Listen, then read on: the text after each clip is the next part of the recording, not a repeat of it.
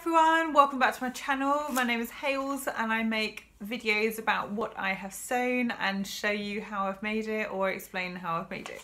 Today I'm going to show you my first ever pair of trousers that I've made. So I'm really pleased with myself and the way that they've turned out. It was a Style Arc pattern, which is an Australian company, and they are mainly PDF company.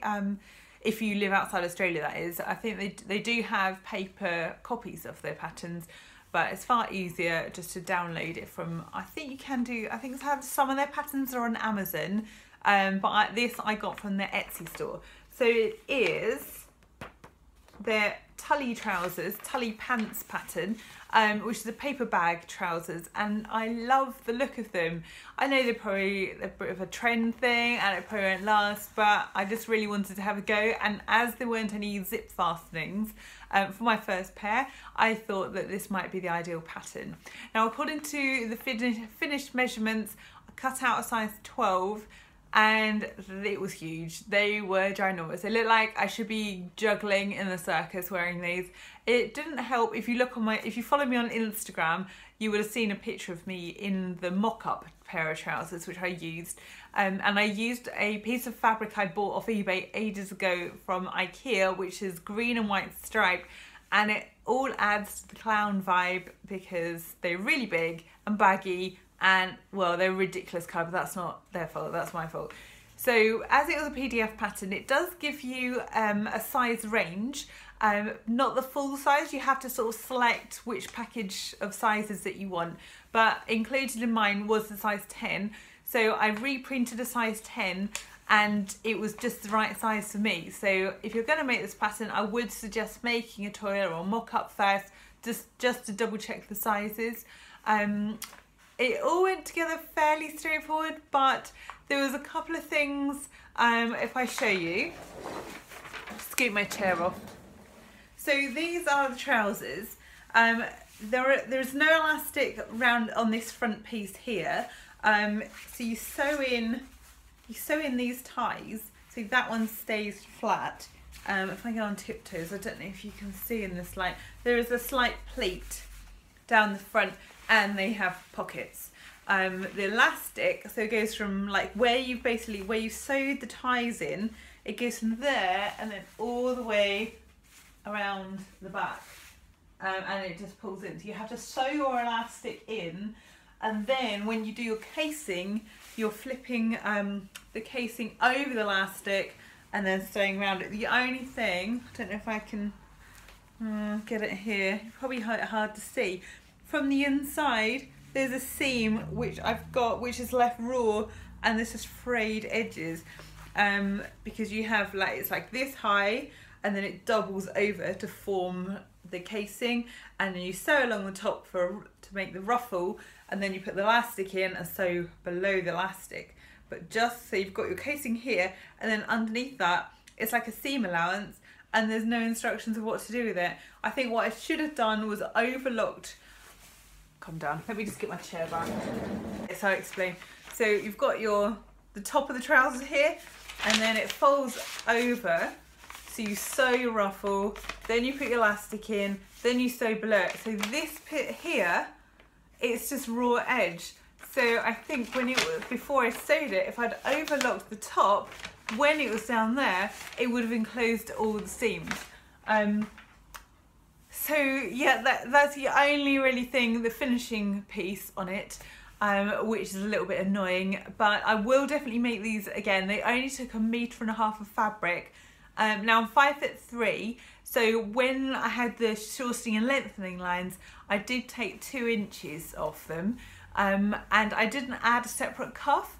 I put the cuff on to include one long piece, because I didn't really see the point, because there was no strong directional print which would make a statement feature of the cuffs at the bottom, because they go horizontally as opposed to like vertical lines on the rest of the trousers. So if you had a bold stripe, then it might be worth doing it, but I just included it in the length of the item. But I then did forget, because I added it on, I forgot to deduct the seam allowance where the cuff would have been attached.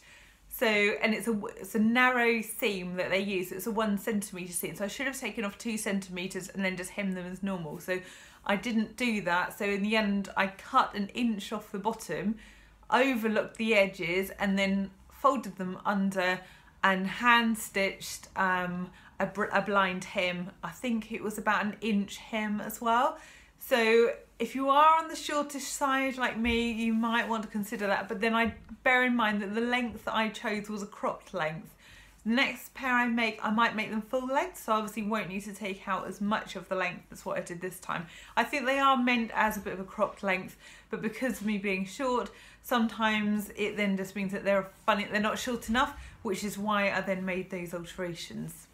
I have got changed. I've just got one more thing to show you, which is part of my build your own work capsule wardrobe. This is the Lark Tee by Grain Line Patterns, and I'm on the search for the perfect round crew neck t-shirt. So I chose, I went for the short sleeved as opposed to the cap sleeve, and I used a zigzag stitch as opposed to a twin stitch because I've had all sorts of problems with that, with the thread snapping and things. And it is a longer, still got the same trousers on, so you probably can't see where it ends. So it's it's a really long t-shirt. I sewed a white one, which was a disaster, and it was huge, and I took 3 inches off the length, and it was still really, really long. This one, I chose some fabrics from Minerva Crafts, and just random jersey fabrics of different sorts. Some were better than others. Over on my Instagram, you'll see that there was a striped version of a crew neck t-shirt that was from the same pattern. This one is it's a dark grey marl fabric, and it feels really nice. It's really soft, and it is a nightmare to cut out and work with because it just curls up the whole time. So you're trying to hem it and it's just curling up, and it just doesn't sit flat or do as it's told. But this is my what should I say? This is me seeking out how I can get some work pieces. So the trousers I've made, the paper bag trousers, they will form part of my work capsule wardrobe, and I just wanted some basic t-shirts to go with that, but I'm still on the hunt for a good white jersey fabric which isn't completely see-through, and I'm still trying to get the fit right on the Lark Tee, but I think it all depends on kind of fabric, but I think I am quite happy with sleeve length this time of year, like autumn time, and the fit, I just have to make sure that it maybe take it in a bit more at the side seams, just to give it a bit more shape, because I found with Grain Line Patterns, they're all PDF, I think they're all PDF patterns, they're quite boxy in their shapes, and I do like a bit of waist definition. So the paper bag trouser is a high waist trouser, so I wear it with the t-shirt tucked in, not with this t-shirt because it's complete camouflage and it spoils the effect. You can't appreciate what the top of the trousers looks like. But if anyone has any ideas of a good t-shirt pattern for me to try out, please leave a comment below. I will leave the details of the pattern that I used both for the trouser and for this t-shirt down in the description box below, and if you have any suggestions for good items to have in a work capsule wardrobe, please leave a comment below. If you like this video, please give it a thumbs up, and don't forget to hit the subscribe button for more videos like this.